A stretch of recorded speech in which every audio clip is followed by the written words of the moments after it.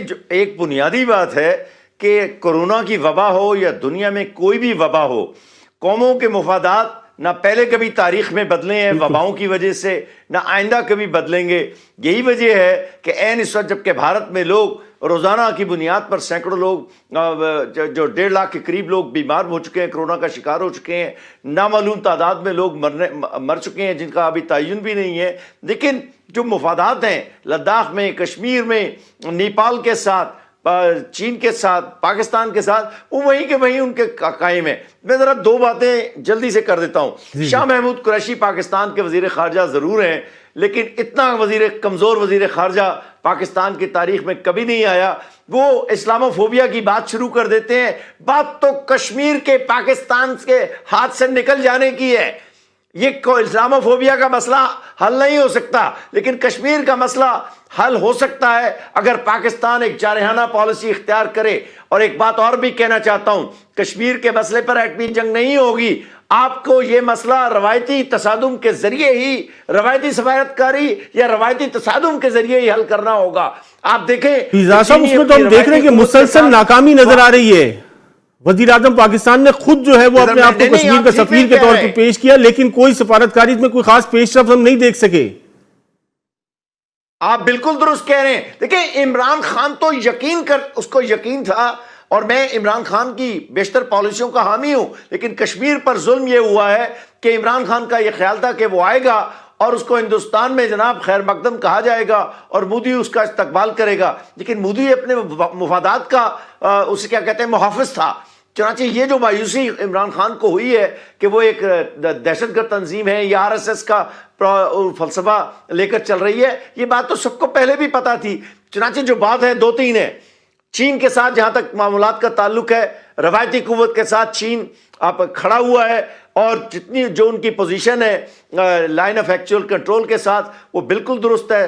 ہندوستان کے جو اخبارات ہیں انہوں نے یہ تسلیم کیا ہوا ہے، میں ابھی اس تفصیل سے پڑھ کے ہٹاؤں، کہ ابھی تک چین کسی ایسی جگہ پر نہیں پہنچا ہے جسے بھارت جو ہے بجا طور پر کوئی عسکری مداخلت کہہ سکے۔ لیکن چینیوں نے ایک کام ضرور کیا ہے کہ جب انہوں نے دیکھا کہ لداخ کو انہوں نے اپنا ایک صوبہ بنا دیا، اور جبکہ line of control per border طے نہیں ہے، یا وہ پینگونگ لیک جو ہے اس کے ساتھ ساتھ جو سرحدیں ہیں وہ طے نہیں ہیں، تو چینیوں نے دیکھا ہے کہ بھارت چونکہ آگے بڑھ رہا تھا، لہٰذا ان کو روکنے کے لیے کوئی نہ کوئی کارروائی کرنی تھی، اور درست کی ہے۔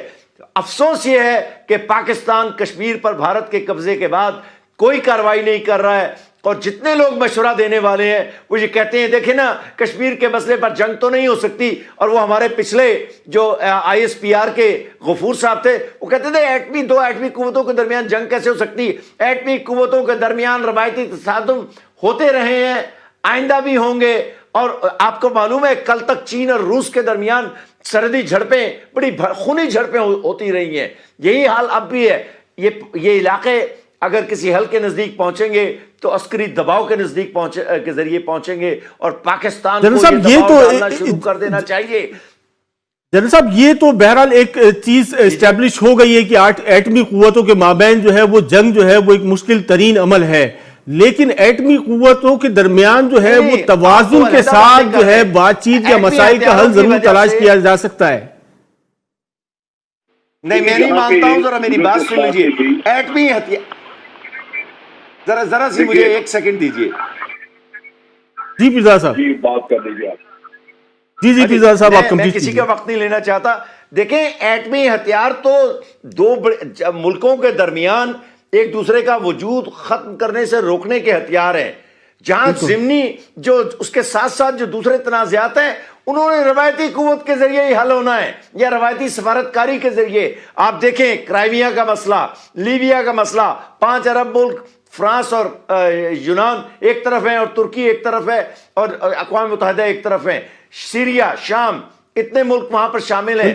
کوئی مسئلہ ایسا نہیں ہے، ان تمام مسائل نے روایتی ہتھیاروں اور روایتی قوت کے ذریعے ہی حل ہونا ہے، اور روایتی سفارتکاری کے ذریعے۔ ان 2 میں سے ایک کے بغیر انہوں نے حل نہیں ہونا ہے۔ ایٹمی جنگ کی بات جب ہم کرتے ہیں تو پاکستان اور بھارت کے درمیان کنونشنل فورسز کا تعاون چونکہ عدم آپ کہہ لیجیے کہ اس کا ایک تناسب ایسا نہیں ہے جو کہ پاکستان کے لیے فیوریبل ہو، تو ان حالات میں پاسبلٹی یہی ہوتی ہے کہ آپ اگر جنگ چھپ جاتی ہے تو نیوکلیر ویپن کا استعمال ہو سکتا ہے کہ ارلی اسٹیجز پہ ہو جائے، کیونکہ آپ کا ڈاکٹرن کہتا ہے کہ آپ اپنے سرزمین کا 1 انچ بھی ٹریڈ نہیں کر سکتے، لہذا جب لاس آف ٹیریٹری اگر کہیں ہو جاتا ہے کسی وجہ سے تو پھر آپ کو اپنے نیوکلیر ویپن استعمال کرنے ہوں گے۔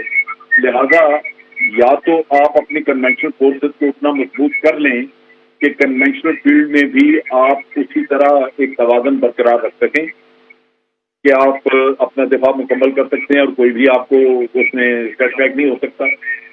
اور اگر آپ کسی وجہ سے آپ کی اکانومی نہیں اجازت دیتی یا کوئی اور ایسے ایشو ہے کہ آپ اپنی کنونشنل فورسز بڑھا نہیں سکتے، جس طرح کہ بھارت کا بجٹ ہے وہ بہت زیادہ انویسٹ کر رہا ہے کنونشنل فورسز میں، تو پھر پاسبلٹی یہی ہے کہ آپ کو دفاع کے لیے جلدی شاید سوئچ اوور کرنا پڑے اپنی نان کنونشنل سائٹ پہ۔ تو لہٰذا یہ خطرہ موجود ہے۔ بھارت یہ ایک ڈبیٹیبل ایشو ہے۔ جہاں تک تعلق ہے کشمیر ایشو کا اور آپ سفارتی کوششوں کی بات کر رہے ہیں، میں سمجھتا ہوں کہ ہم ڈپلومیسی میں بہت پیچھے ہیں۔ ڈپلومیٹک ایفرٹ ہماری جو ہے وہ تقریباً نہ ہونے کے برابر ہے۔ میں اس میں صرف ایک چھوٹی سی مثال دیتا ہوں۔ جب پلوامہ کا واقعہ ہوا تو 1-1.5 گھنٹے میں بھارت نے ہم پہ الزام لگایا کہ جناب پاکستان نے کرایا ہے، اور شام تک P5 کے کم از کم 3 کنٹریز نے، 3 ملکوں نے یہ کہہ دیا کہ India retains the right to retaliate. بالکل۔ اب اس کے بعد ریٹیلیشن ہو گئی، اور ریٹیلیشن پہ دنیا میں کسی جگہ سے کوئی مذمت نہیں کی گئی، یہ نہیں کہا گیا کہ یہ بات ہوتی رہی کہ 70 سال یہ 1971 کے بعد پہلی دفعہ انٹرنیشنل بارڈر کراس کیا ہے اور ہماری سوورینٹی وائلیٹ